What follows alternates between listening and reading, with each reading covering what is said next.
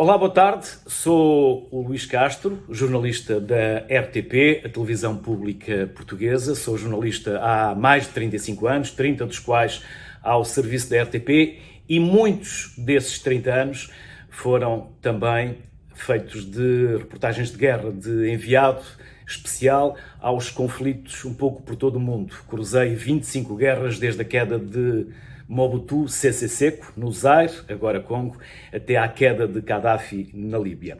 Mas permitam-me que comece por contar um episódio para depois poder desenvolver aquilo a que me proponho. No Iraque, em 2013, e é bom que nos lembremos que estão a passar 20 anos do início da guerra no Iraque, e muito do que estamos a viver atualmente no mundo e tudo ou muito do que aconteceu depois deve-se ao que aconteceu nessa altura, à decisão de invadir o Iraque. E é aí que nós devemos colocar a questão. Não foi uma libertação, foi uma invasão. O mundo estava contra essa operação, mas ingleses e americanos decidiram mesmo assim ir à procura de armas de destruição maciça que se veio a provar, como todos calculávamos, que não existiriam. Mas estava o Carlos Fino, repórter da RTP também, em Bagdá. Ele estava a acompanhar do lado de lá, eu estava no deserto a acompanhar a entrada das tropas americanas e britânicas ao longo do deserto. E os órgãos de comunicação social brasileiros tinham muito poucos jornalistas nesse teatro de operações. Por isso, eles ligavam para a RTP, pediam os nossos contactos e ligavam-nos para nós enviarmos matérias, para nós podermos ser entrevistados ao telefone. E recordo que um dia uma rádio brasileira, de que não guardo o nome, me ligou, o jornalista faz uma pergunta e eu respondo, e quando ele está a formular a segunda pergunta, há uma outra voz que entra na comunicação e me diz: "Oi, cara, você vai ter que ir falar devagar, ninguém está entendendo nada." Ora, é isso que eu vou tentar fazer, é falar devagar, mas se em alguns momentos eu me voltar a acelerar na comunicação, peço que não me levem a mal, tentarei depois, logo que o sinta, reposicionar. Por isso, vou tentar falar devagar. Há 20 anos, como eu vos dizia, começou a guerra do Iraque, mas há um episódio que antecede essa guerra. É uma altura em que, um ano antes, o Pentágono convida jornalistas de todo o mundo para fazer um curso lá no Pentágono, um curso para jornalistas de guerra. Estivemos 2 jornalistas inscritos. Escusado será dizer que nenhum de nós, jornalistas portugueses, fomos selecionados, e achámos isso normal, porque não somos um país com uma grande importância na política internacional e os nossos média também têm uma escala reduzida. Mas a coisa ficou por ali. Não demos grande importância. Um ano depois, quando chego a Kuwait City, porquê? Porque os órgãos de comunicação social espalharam jornalistas à volta do Iraque para tentarem entrar e acompanhar aquilo que se perspectivava, que fosse a invasão do Iraque para derrubar o regime de Saddam.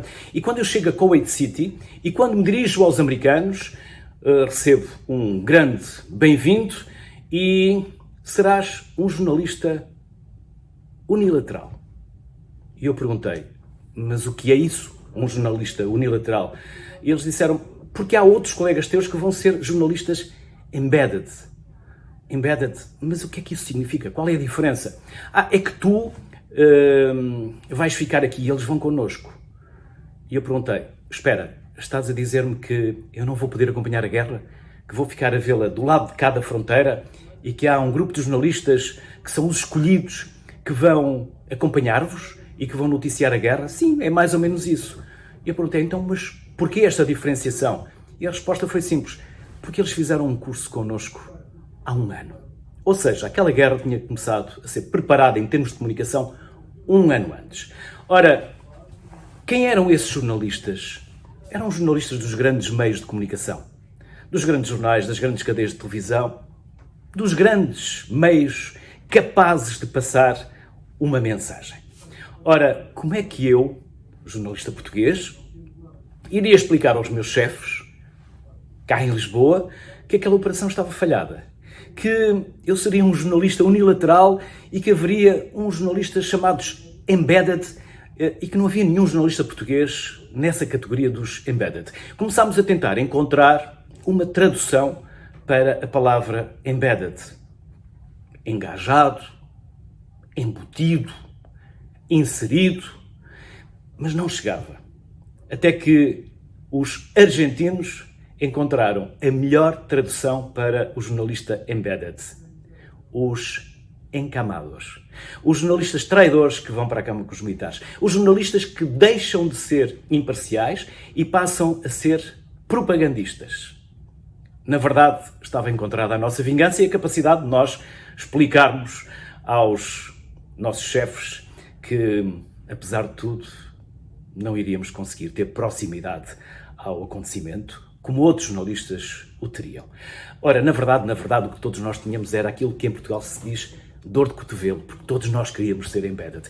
Essa é uma das preocupações, um dos objetivos do repórter, é estar lá, é estar onde as coisas acontecem, o que não está a acontecer agora na Ucrânia. Mas no Iraque acontecia. Fossem jornalistas embedded ou fossem jornalistas unilaterais. Mas quem eram esses jornalistas embedded já sabemos, mas porquê é que eles aceitaram ser embedded? Porque aceitaram um termo de responsabilidade, onde eles se limitavam em muitas alíneas na sua normal arte de informar. Em alguns casos perfeitamente compreensíveis, se têm acesso a um briefing, não vão ocorrer para o microfone contar aquilo que se vai passar a seguir. É que as operações militares vão decorrer. Mas há outras que já são mais discutíveis. Não poder filmar jornalistas, soldados feridos ou mortos. Discutível. Mas mais ou menos ainda aceitável. O que não era aceitável era que qualquer reportagem a emitir da linha da frente por esses jornalistas embedded, encamados, não poderia ser feita, o seu envio ou a sua publicação, sem que previamente fosse vista e autorizada por um oficial britânico ou um oficial americano. Com isto, o que é que os americanos e os britânicos conseguiram? Conseguiram que, durante semanas, uma operação que o mundo, quase na sua totalidade, estava contra, não concordavam com aquela operação militar, durante semanas, esse mesmo mundo percepcionou a guerra dos olhos dos jornalistas embedded. É que eles estavam engajados, que eles estavam embutidos, inseridos, encamados e que só podiam transmitir e, posteriormente, publicar aquilo que eles autorizavam. Dizia o homem da propaganda do Hitler que tudo depende de quem conta a história e do ângulo da câmara. Goebbels tinha toda a razão. Ali, quem estava a contar a história eram os jornalistas embedded, que tinham feito o curso no Pentágono, que estavam com uma visão da guerra e que só depois de autorizados é que as suas matérias eram publicadas. E assim, durante semanas, o mundo percepcionou aquela guerra do bom contra o mau, do americano e do britânico contra o mau que era o iraquiano. E assim se controlaram as opiniões públicas dos diversos cantos do mundo, fossem asiáticas, ocidentais, africanas ou europeias, através da comunicação. Uma comunicação que tinha sido preparada já a partir desse momento em que tinham convidado os jornalistas para ir ao Pentágono. Ora, quando essa guerra começa e o mundo começa a percepcioná-la pelos olhos dos jornalistas embedded, nessa altura, a CNN transmite pela primeira vez um combate em direto. Não sabíamos se alguém do outro lado disparava ou não, mas pela primeira vez a CNN estava a transmitir um combate em direto, os americanos a disparar. Estava a fazer-se história. E nós estávamos a ver essa história do outro lado da fronteira. É por isso que há um primeiro grupo de jornalistas que avança, que vai por Bassorá e acabam mortos. Depois há um segundo grupo de jornalistas que insiste nessa empreitada, que era eu, o meu repórter de imagem e mais 2 jornalistas israelitas.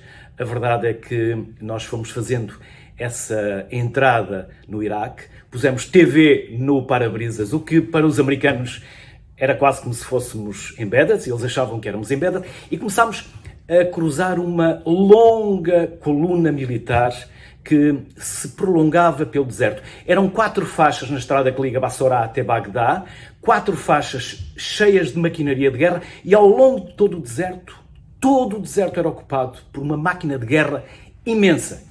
Eu fiz a primeira intervenção no telejornal ao fim de 60 km e dizia ao meu repórter de imagem: eu não vou conseguir explicar aquilo que nós estamos aqui a ver. A verdade é que o meu repórter me disse: diz que é até onde a vista alcança. Foi isso que eu usei. Eu não sabia que aquela coluna militar tinha 500 km de comprimento. Ia desde Abdali, o oásis no norte do Kuwait, até já Karbala. Se quiserem comparar, comparem com as 60, com aquela coluna militar russa a caminho de Kiev de 60 km, que eram só 2 filas. Esta entrada dos americanos e dos britânicos no Iraque foi a segunda maior de concentração de veículos militares de toda a história. Aquilo correu mal a partir do momento em que eles perceberam que nós estávamos a transmitir sem filtro, sem essa supervisão e esse visionamento das nossas reportagens antes delas serem emitidas. Acabei preso, acabei fechado 3 dias num buraco, em que a minha mulher chorou a minha morte, os meus filhos choraram a minha morte, a RTP preparava-se para me receber dentro de um caixão.